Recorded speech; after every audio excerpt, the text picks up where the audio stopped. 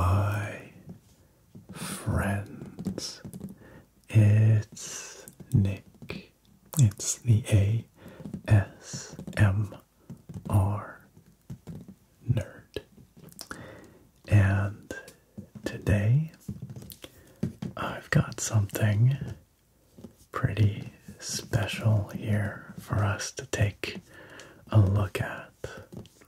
I think this is going to be pretty neat and hopefully relaxing. Today we are going to be unboxing the collector's edition of Banishers, Ghosts of New Eden. And this is a game that came out a few weeks ago now. And it's a game that I have been really looking forward to. You might recall, if you watched my top 10 most anticipated games of 2024 video from back in January, that this game made it onto that list. I believe it was at number 5 on that list. And I first caught wind of this game during the Summer Games Fest season last year, I think it was. And it caught my attention for a couple of reasons. One is that it's developed by Don't Nod, who is a developer perhaps most famous for Life is Strange. And Banishers marks a bit of a departure from Don't Nod's typical kind of game. It is an action RPG, kind of a bit Dark Soulsy in a way. It's got a bit of that DNA in it. It's also got a bit of The Witcher in it. Some of it reminds me of The Witcher 3. And it certainly has a whole lot of Don't Nod's DNA in it, which is to say, it has some really strong storytelling. So in this game, you play as a pair of Banishers, essentially ghost hunters, who are sworn to track down ghosts that linger in the material plane, the mortal plane, and send them back or send them off to the invisible plane, basically. Either banish them or help them ascend. And this game is set in early colonial North America. I think it's in the 1500s, late 1500s, I believe. And the two characters, these two Banishers, their names are Red and Antea Duarte, have been summoned to the New World by a mutual friend of theirs, who speaks of a terrible curse that has befallen the colonial town of New Eden. And that's where things kick off and stuff very quickly goes sideways. And the game gets really interesting because Red and Antea, in addition to being work partners of a sort, are also a couple. They're romantically involved, and a large part of the sort of decision making and conflict in this game revolves around their romance, and specifically one aspect of it, which is a little bit of a spoiler, but it happens in the first couple hours of gameplay, and it's also featured in lots of the promotional materials. And, well, really, you're probably gonna have it spoiled by this unboxing pretty inevitably, I think. So, just a warning anyway. But essentially, they undertake a banishing job that goes very wrong, and Antea is killed. And the central sort of conflict of these two characters' story and relationship in the new world then becomes what to do about Antea's spirit, because she becomes a ghost lingering on the mortal plane. And of course, she and Red are banishers sworn to release spirits from the mortal plane, but naturally they do not want to leave one another. And so you, the player, are left with a decision which actually seems to impact gameplay and consequences pretty significantly, which is whether you murder the living in order to acquire the essence required to maintain Antea's spirit and eventually, potentially, resurrect her, or whether you banish and ascend ghostly spirits, and in doing so move Antea closer to similarly ascending from the mortal realm. So that's sort of the central conceit. But anyway, it's a really interesting game, a really interesting premise. I have been playing it for a little bit already, and it's really good. It's really good. I'm enjoying it quite a bit. Some really strong performances, some really strong storytelling, and I really want to get back to it and keep on uncovering more of that story. But here we have this collector's edition, which contains lots of fun goodies and was very kindly sent over by Focus Home Entertainment, the publishers of this game. So big ups to Focus for sending this over for us to take a look at here. So as you can probably tell, I can't fit the whole thing in frame at once. This is the box laying on its side, and if we bring it down here, you can sort of see roughly what we're dealing with here. The hands depicted on the side here are, of course, those of our protagonists. Red McCraith's hand here, and Antea's here. Hers is all spectral and ghostly. And these signet rings have meaning. The Banishers wear these bane rings, which connect them to each other, and also, I believe, help channel their power for banishing and that sort of thing.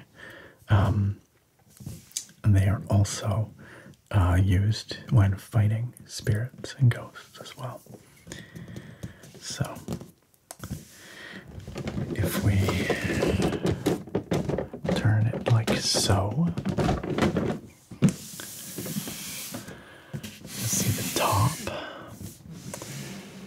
Banishers, Ghosts of New Eden on there. I think all these characters probably have some kind of meaning. In the game, they, the Banishers, they use glyphs and like ritual circles and stuff to perform different kinds of rituals involved in essentially solving hauntings. So, you are navigating this relationship between Red and Antea, but also you are solving hauntings and trying to essentially solve mysteries of why ghosts are still lingering in the mortal plane, and what ties them to the mortal plane, and then using rituals to see echoes of the past, then eventually to summon and manifest those ghosts, to confront them, and hopefully resolve whatever it is that ties them to this world. And that can play out in different ways, but it's really neat, and I've really been enjoying the stories that are being told through these hauntings. So on the side here, same thing, Banishers, Ghosts of New Eden. Now on the bottom there's some information, but the real interesting stuff is, of course, inside. So let's take a look at what we've got here. I'm going to just cut that seal there, and hopefully that will allow us to get this thing open. Let's see here.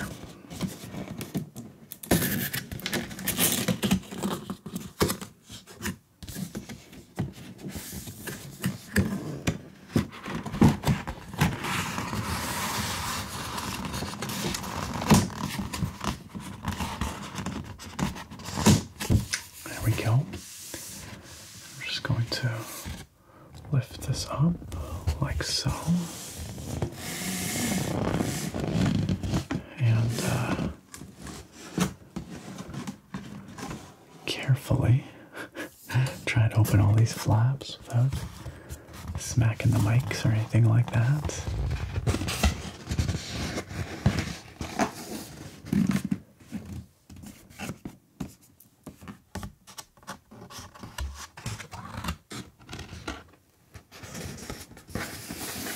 Okay, so you are met with a blindingly white surface here.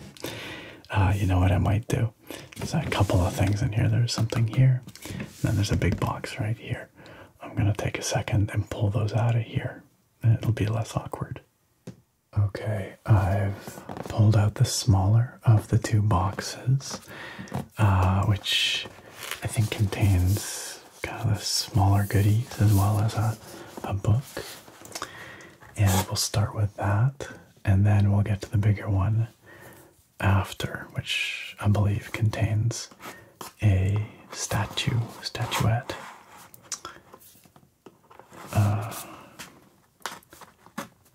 Of the protagonists. There we go.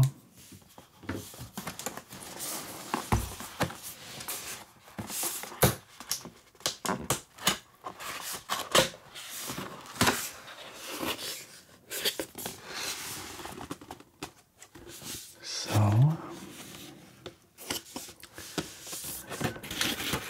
this is all very well protected, I have to say. The whole thing came in a box inside a box inside a box with like foam packing around it and all that stuff, so it's well protected, which is good because I had a bit of a lengthy trip to get here. I think it came from France, I believe. I think that's where Focus, the publisher, as well as Don't Nod, the developer, are located.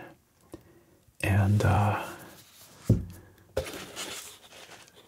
it's also, I think, part of why I got here a little late. I think it got held up at customs for a little while.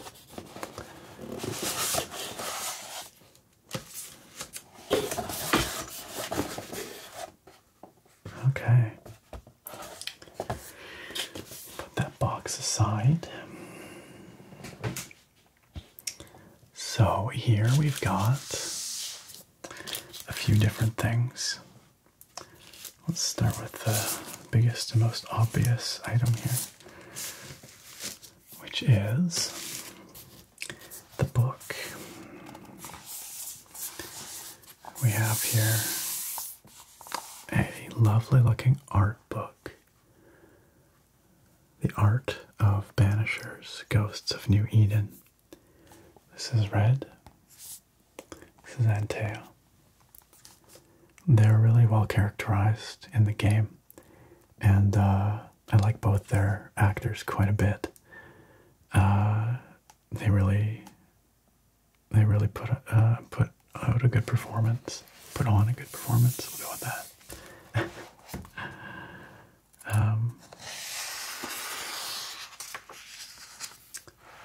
Of course, this art book contains spoilers. So maybe we'll just do the first couple of pages because I don't want to be spoiled. I already see some names of some characters here that I've heard of, but I haven't met yet. So,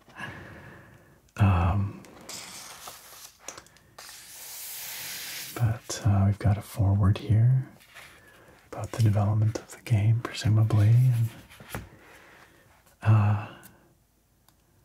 Red and Antea by a fire. So this game has a little bit of Dark Souls DNA in it, in that you rest at fires to replenish your flasks, essentially, for healing. And you also do your leveling up there. So each character has skills that they can use. And, it's essentially like a talent tree that you can unlock. You gain experience, all that good stuff, points to unlock things. You also have gear. You get weapons and trinkets and outfits, and you can collect crafting materials around the world and invest those into leveling up your gear, upgrading your equipment. And so, you end up at bonfires a fair bit because that's where you do all your upgrading.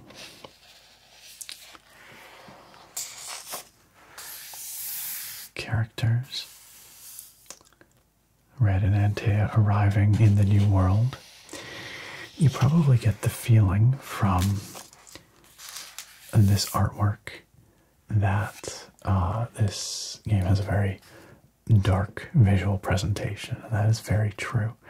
It is dark and foreboding, and the world's cloaked in fog a lot of the time, and you get this very atmospheric kind of feel with the mist and the rain and dark shadows, and of course it's reflective of the curse that affects the area, but also is perfect for ghost stories. So here we have Antea Duarte. She has, at least at the point of the game that I'm at, she has hinted at a troubled past, darkness in her past, but I have not yet learned what exactly that might be. But she's the more experienced of the two Banishers, and Red is actually her apprentice.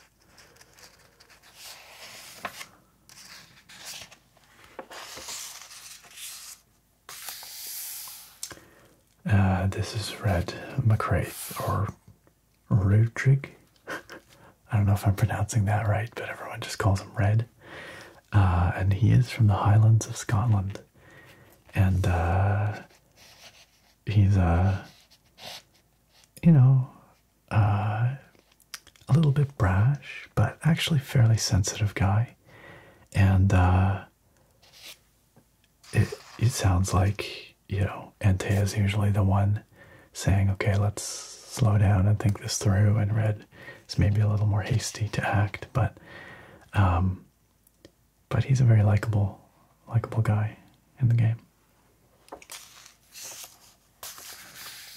And of course, after Antea becomes a ghost, Red is the one doing the like physical attacking, and Antea is doing stuff kind of more spirit-like.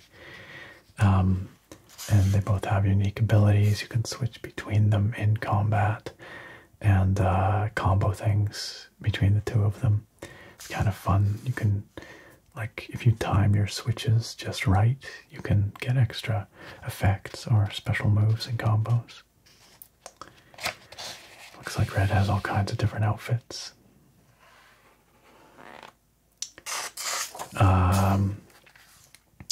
I don't know a whole lot about this character, but she is one of the villagers of New Eden, who is one of the few remaining villagers, you know, defending the village essentially from the darkness that is threatening to overtake it.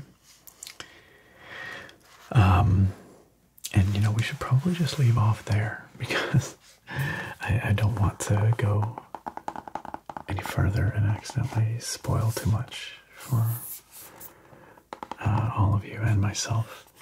But yeah, you really get a sense of this moodiness that suffuses the game. It's quite pretty. It's quite atmospheric, and they've done a fantastic job of characterizing those protagonists as well.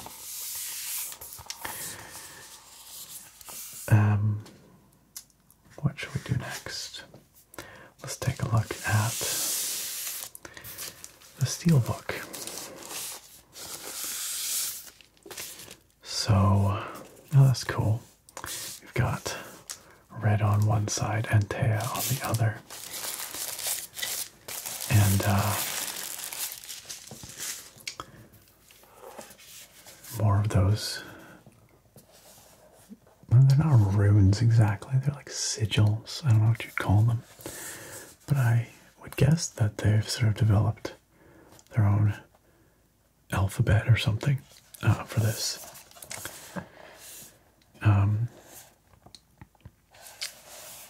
But they're aesthetically kind of neat anyway. Banishers on the spine.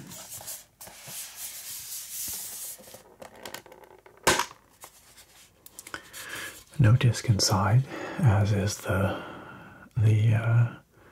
style these days. You get the steelbook in the collector's edition, and then you get the disc separately. This collector's edition they shipped me is actually the PS5 version, so I have a PS5 copy of the game over there in its own, you know, separate case. But you could, of course, take the disc out, put it in here, keep it in the steelbook, should you want to. But I've been playing it on PC. I've been playing it on Steam. And I don't know if you get a disc, if you were to get the PC version of this, I suspect you probably wouldn't. I think you'd probably just get a game code instead. And so you would, you know, you'd have the steelbook, but alas, no disc. I'm guessing. I don't know that for sure, so don't quote me on it, but that seems to be how collector's edition for PC work these days. And then finally, we've got this little leather satchel right here, which actually looks and feels really nice. And you can hear inside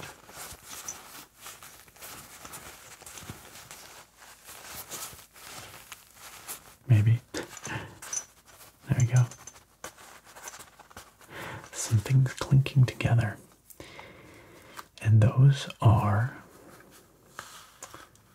the signet rings that I mentioned earlier. Red and Antea's signet rings. Each one on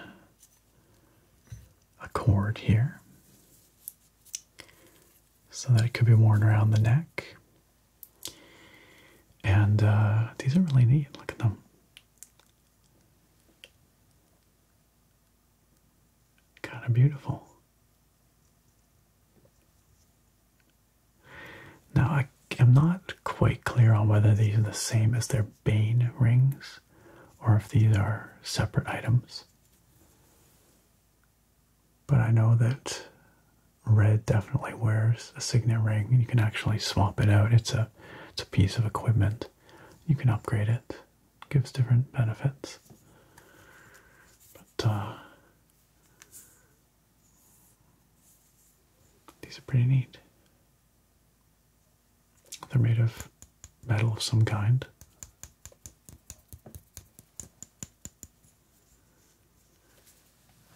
I think this is Antea's. And I believe this is Red's. Yeah.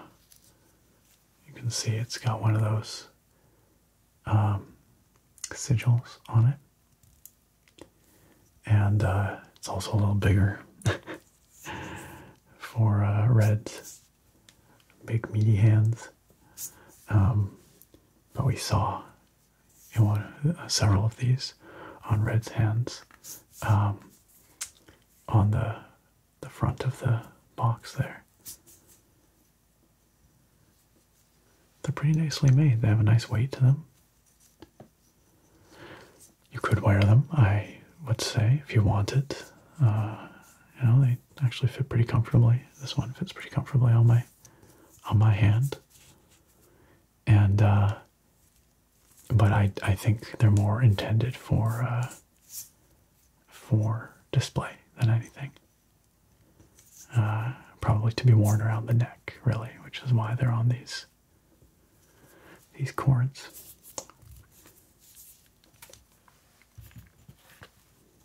You can see Antea's ring is a fair bit smaller. Wonder what these... I keep wanting to call them runes. Maybe they're runes. I don't know. What do you think they mean or represent? I'm not sure.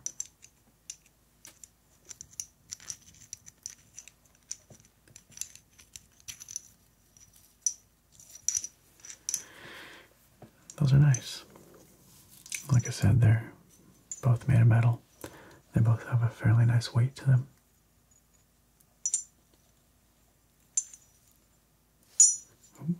That's probably a bit loud. Here I was trying to be so careful, so quiet. So we'll put those back in this little pouch, which again is actually pretty nice. It's probably not real leather, but looks and feels pretty convincing.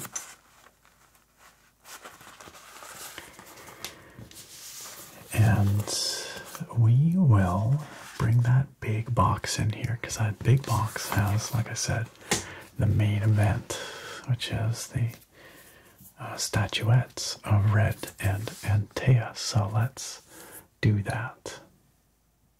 Alright, here's the big box standing up, but there's not much to see. It's just a big white box, and I actually already sliced the seals on here.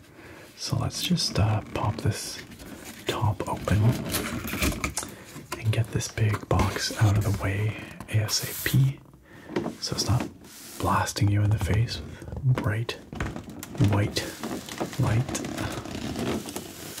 And I'm gonna try and do this gently and quietly, but I'm gonna say this is gonna be difficult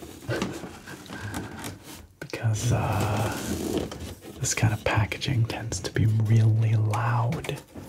The plastic just likes to make noise, and it's actually going to be very difficult for me to lift this out just because of the camera and whatnot here. So I think I'm going to take this out and then you'll see it out of the box. It'll just be quieter and easier that way.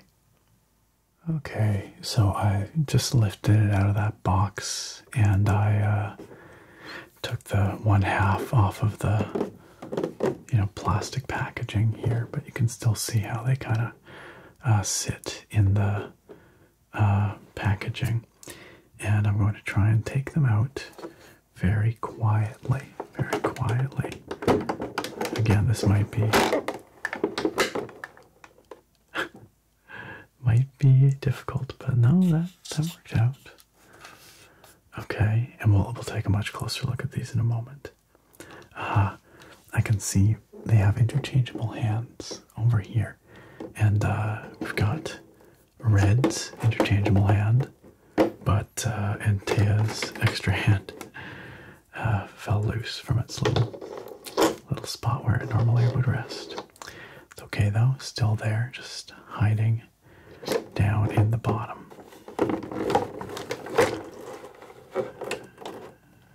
There is Antea. And we'll put her on this side. And let's pull out Red's spare hand here.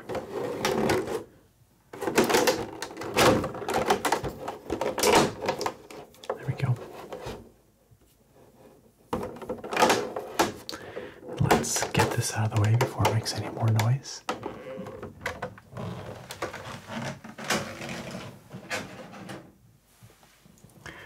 Okay, and let's bring Red and Antea together here.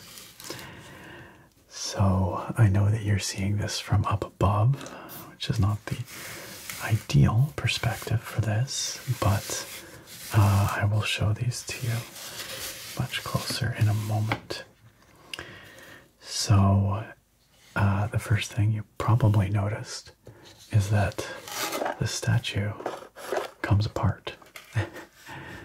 It's in two pieces, so you can display each individually, or you can display them back to back, like so. And the first thing that I am noticing here is that these are really nicely done figurines. They are pretty heavy. They feel quite solid, and they're quite detailed as well. Check it out. They actually look quite a bit like their game models, which is not always a given when it comes to the collector's edition, figurines that you get. But these are really nicely done. Red's got his cloak pin here. He's got his flask strapped across his bandolier that he, takes a swig of a decoction from, which heals him up. You can see he's got all his weapons. He's got a knife on his belt here. He uses this knife not for fighting, actually, but rather for performing rituals. He uses it to draw ritual circles and patterns in the dirt. And he's got a satchel here where he keeps all that crafting gear, or those crafting items that you're going to pick up, all kinds of herbs and leather and pyrite and other things. And then he's got a really nicely detailed cuff here, all the stitching and the buttons and things. And in his left hand here, he's got a torch. And that's how he fights. He sort of has a saber and torch fighting style, and his saber is on his back here. So he wields this in his right hand usually. You can pull that out. Take a look at it. In his right hand, and then the torch in the left. And he uses the torch to parry, and the saber to chop. And then he does this thing, I think, where he ignites the blade with the torch, and he does this like special banishing move that you power it up by, using normal moves. And then eventually your meter fills and you can do a big special banish move that does a big pile of damage to spirits. And of course he's got his tartan draped around his neck and across his body. And he's holding a rifle right there. I know that you do get to use a rifle at some point. I actually don't have the rifle yet. I think I'll probably get it soon though. So you have a few different options there for combat. It seems reasonably deep, but there's a lot of skills and whatnot that I haven't unlocked yet. But I like the ability to combo moves, switching between Red and Antea. And then the base here. The base is a little hollower. It's a different kind of plastic, but it's nice. I mean, it looks good. You got a rocky cliff and some grass down here, and Red has got his boot on a log. But it's all been, nicely done. We've got like a nice kind of ink wash on the log down here to give it some definition. And yeah, I'm actually quite impressed with the detail on Red. Now, I gotta say, I'm not any expert in figure quality. I don't collect a whole lot of figurines, but this one, I would say, is on the upper end of sort of quality in terms of the figurines I've seen in video game collector's editions before. It feels really hefty. It's quite weighty, and it's quite impressively detailed. So that's our boy Red McCraith. And then over here we have Antea Duarte. And she is nicely detailed too. Her face looks very true to her in-game model. She has this sort of lightning scar on the side of her face. I don't know the story behind that, but I'm sure we will discover it, or I will as I play. When she starts out when she first becomes a ghost, and you start, fighting with her in that form, she mostly just punches things. Like, she just wallops spirits with her fist here covered in those rings, those bane rings, and she packs a pretty mean punch. She's got this cape, which is actually a separate piece. It's got a little bit of flexibility to it, and it's got lots of detail. Look at that texture on there. And nice detail in the leg wrappings down here. She's got lots of leather on her outfit. I'm not sure what this is hanging from her belt here. I don't think that's come up in the stories as having any significance yet. And then we've got these swappable hands, but which hand is that? That's my question. So, is it the right or the left? I'm legitimately unsure. I think it's this one. Feels like this one. There we go.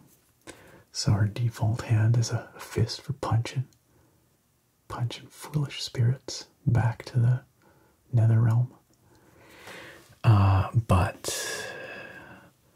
she has an alternative one here where her hand is kind of open a little bit. Let's pop that in. There we go. And I get the impression that I'm going to be unlocking a lot of other abilities with Antea as time goes by. She has like non-combat abilities too, where she can like detect like spectral stuff that Red can't. And so you swap to Antea to see things in the spirit realm, and then Red can manipulate them once Antea has like cleared the spectral webs off them, kind of like ghostly cobwebs. And then Red, I guess we can swap his hand as well. I'm gonna just, I feel like this torch probably would come out, but I'm just gonna leave that there like that and just pull the hand off. If we can, there we go. And I wonder if putting this hand in will allow me to, just trying to figure out the right way to stick it in here. Come on now. It's keyed in a certain way, so it's kind of got to go in a certain way. Oh, I see. I see. It's sort of behind him like that. I was wondering if I could maybe put his saber in it, but I'm going to say no. I'm going to say no. Don't think so. Well, actually, yeah, you totally can. There you go. Sort of like a backhand fighting style. I don't know if that's how it's supposed to be, but anyway, that definitely does fit his saber like so. That's cool. So, and then, yeah, you can display them individually, like so, if you want to put them both on a shelf facing outwards, or back to back, which is kind of symbolic, you know, and that they fight together, they have each other's back, quite literally. But as the story progresses and as their relationship progresses, I will be very interested to see, you know, how that changes, or if it changes, because this is another minor spoiler, I guess. And I already kind of mentioned this, but if you're really sensitive to spoilers, maybe don't listen. But pretty early on in the game, you have to make a decision. You make an oath between Antea and Red, and that oath is whether you are going to work together to gather the souls of the living in order to resurrect Antea, or whether you're going to, you know, do your duty as a banisher and banish and ascend the spirits of the deceased, which will move Antea closer to her own ascension, which would, of course, mean that, you know, they are no longer together. And there's this kind of tension because Antea, as a ghost, she does need spectral essence to maintain her presence in the mortal realm. And so she hungers, essentially. She wants, like, human souls. And so, you know, so far she's trying to restrain those urges to feed, essentially, on the living. But as time goes on and she gets more hungry, that might be harder and harder to, you know, prevent, to restrain her. And Red, of course, is terribly conflicted because he is deeply in love with Antea and does not want her to leave.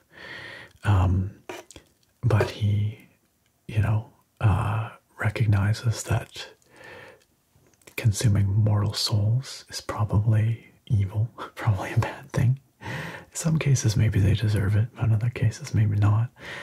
And it's a very dark path that they walk if that's what they're doing, if they're choosing to consume those souls. But if not, then, you know, Red has to fight his own heart and you know, deny Antea these the essence that she needs to continue to exist in the mortal plane. And I guess one thing I wonder is whether that's going to affect like gameplay mechanics at any point, because if Antea is gradually getting weaker, maybe you know, maybe she is less useful in combat. I don't know. Or maybe she somehow compensates for that in another way. I'm not sure yet, but it does seem like those decisions will have real consequences, both in the resolution of these individual hauntings that Red and Antea are working together to solve and you know, banish these spirits, but also in the ultimate outcome of, you know, what becomes of Antea and what becomes of the relationship between Red and Antea. So I'm finding that aspect of the story really engaging so far, and it's definitely like pulling me through the game because I want to know, you know, what's going to happen to these two. And they're, like I said, they're very likable characters, you know, like you of course have the choice as the player whether you want to go down one road or the other. And I was sorely tempted to start harvesting souls so that Red and Antea could be together again, you know, in life. But that's also pretty evil, I think. I think that's pretty evil. So my Red and Antea made an oath to one another that they would do their duties as banishers. They would banish and ascend the lingering souls and move Antea closer to her own ascension, which will part the two of them potentially forever. But you're always tempted by the other option, and you always have the other option, right? The game does not lock you into one or the other route. Even if you make that oath, you still always have the option to break it, which again, you know, probably has interesting consequences for Red and Antea's relationship, right?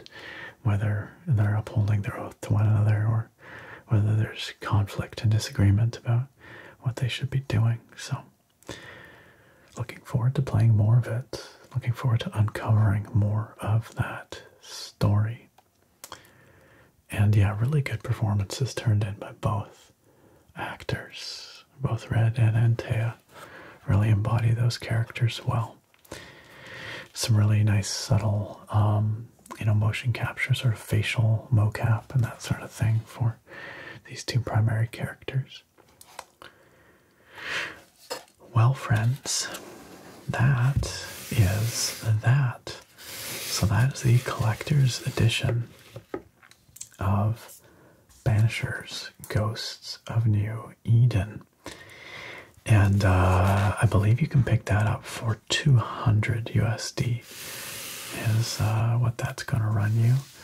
And that, of course, does come with a full copy of the game, as well as some little items, you know, like you get an extra weapon set for Red. It's like a different skin, and it's got some different stats. And also a different outfit for Red in the game as well, with the collector's edition. Some extra little digital goodies like that.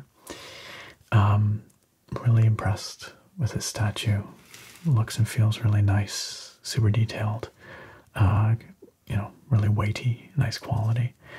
And these rings, really fun too. Kind of neat.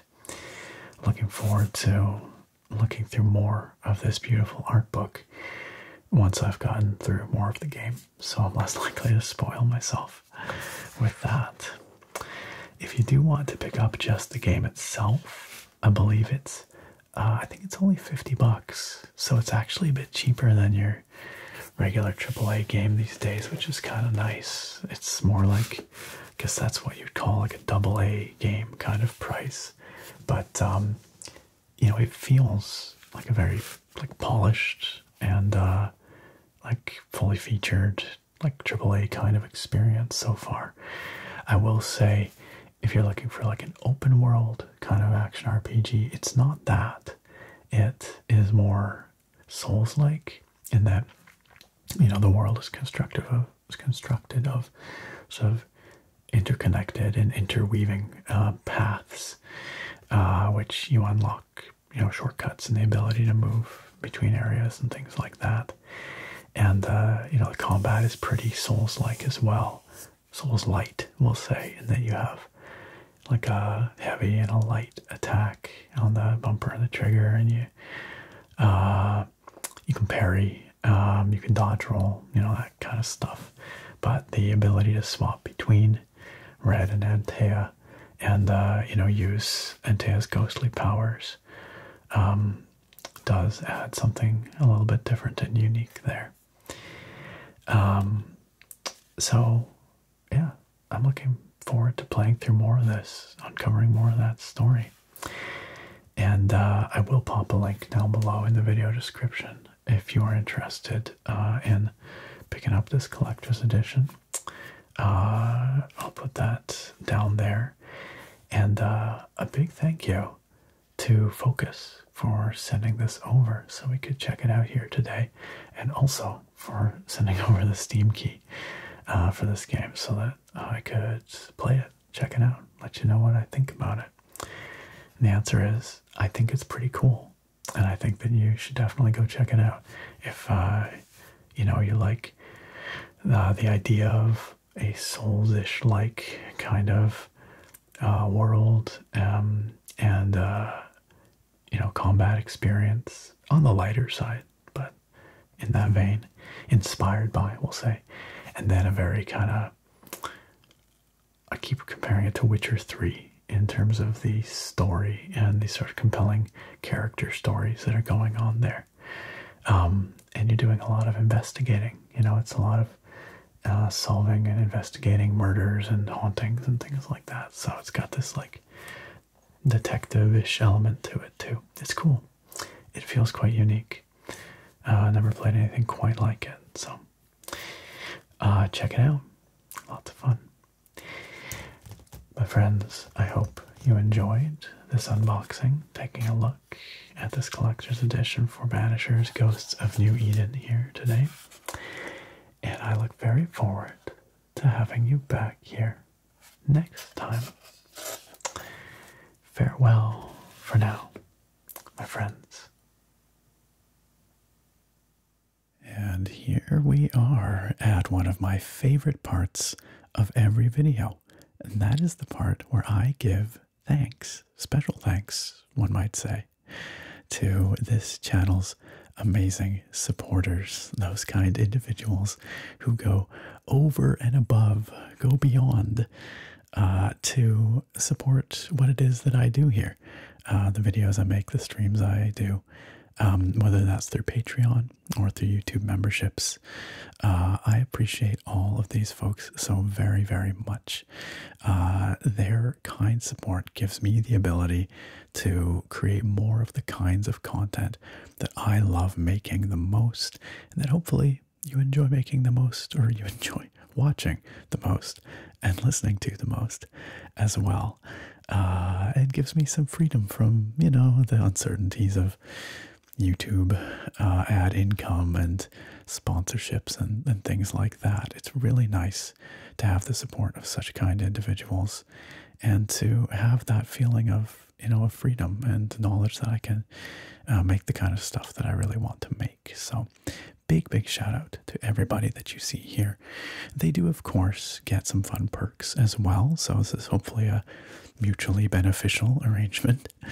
At the first tier, our supporters get access to my weekend videos 24 hours early each week. The next tier up, Foos Row, those supporters also get access to a special monthly poll where they can vote on the topic of a video each month. That's a supporter's choice video. And finally, at the highest tier, Foos Row Da, those legendary supporters, well, they get their names read out in a very special spoken shout out in every one of my videos. And it is my great honor to read to you the Foos Row Da tier supporters for this video, starting with Odin's Son, K Time, Drummer Brit, Rango Steele, Jake Luffney, Ragnarsson. And joining our Fusrodot here for the first time this video, Smitty, our newest channel supporter and YouTube member. Smitty, welcome to the fam. It is awesome to have you on board. Thank you for your rad support. And that goes for, everybody here. I appreciate the generosity, the kindness, the support of all the folks you see listed here so very, very much. And if you, dear viewer or listener, have listened or viewed this far and would like to perhaps join these individuals in supporting what I do here and going over and above to ensure that I can continue making the kind of content that, I really am most passionate about, then you can find those links down below in the video description to my Patreon, to my YouTube memberships, and you will of course have my everlasting gratitude should you choose to support that way, just like all of these amazing folks here. Once again, a big ol' thank you to this channel's incredible supporters.